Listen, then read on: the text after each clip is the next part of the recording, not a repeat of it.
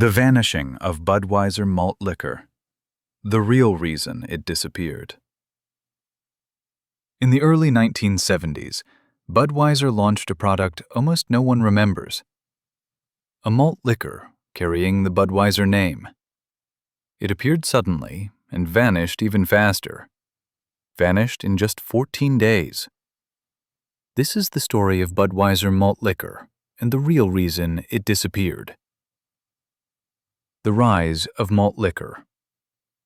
By the late 1960s, malt liquor was booming. Stronger than beer, cheaper than spirits, and marketed as the drink of youth, nightlife, and urban cool. Every major brewer wanted in, even the king of beers. Budweiser enters the game. Between 1970 and 1973, Anheuser Busch quietly rolled out Budweiser malt liquor in limited test markets. Their slogan was bold: the first malt liquor good enough to bear the name. This wasn't a side project. Anheuser Busch invested in packaging, distribution, and even a full promotional film. The Lost Sales Film. In 1972, Anheuser Busch produced an internal distributor film titled The Budweiser Malt Liquor Unlimited. It featured college parties, groovy guys, and beautiful women, and a now infamous moment.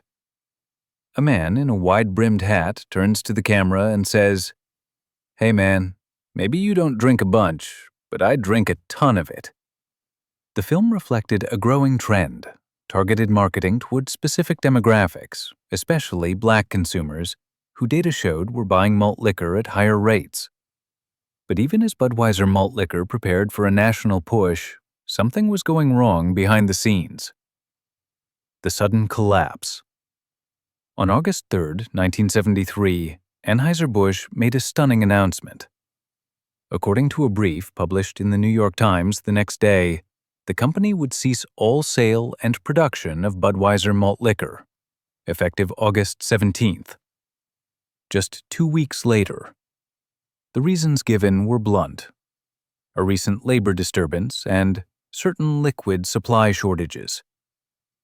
What liquid supply shortages really meant. To understand this, you have to know how breweries operate. Malt liquor requires a different grain bill, a higher gravity wort, and dedicated fermentation capacity. A labor disturbance can cripple production schedules. It can disrupt ingredient deliveries, halt brewing cycles, and force the company to choose which products survive. And Budweiser, the flagship, always came first. Budweiser malt liquor was an experiment. When supply tightened, the experiment was the first to be sacrificed. The brand protection angle. The New York Times notice also mentioned something else. Anheuser Busch said the shutdown was necessary to protect its beer brands and avoid undue dilution of sales efforts. In other words, Budweiser malt liquor didn't fit the carefully controlled Budweiser image. And with supply issues mounting, the company made a choice. The aftermath. After August 17th, Budweiser malt liquor simply disappeared. No relaunch, no reformulation, no second attempt. But traces remained, surviving cans in collector circles, and a lost distributor film whispered about in beer history forums. The real story. Most modern beer histories claim Budweiser malt liquor failed because of marketing missteps or poor sales. But the primary source, the one published at the time, tells a different story. Budweiser malt liquor didn't die because it failed. It died because a labor disturbance disrupted production, a shortage of key brewing liquids made it unsustainable, and Anheuser Busch chose to protect its core brands instead. It wasn't a slow decline, it was a strategic execution. Closing.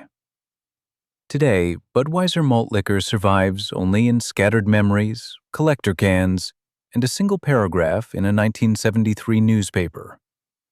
A product erased not by failure, but by circumstance. A ghost of the brewing world, here for a moment, gone in 14 days.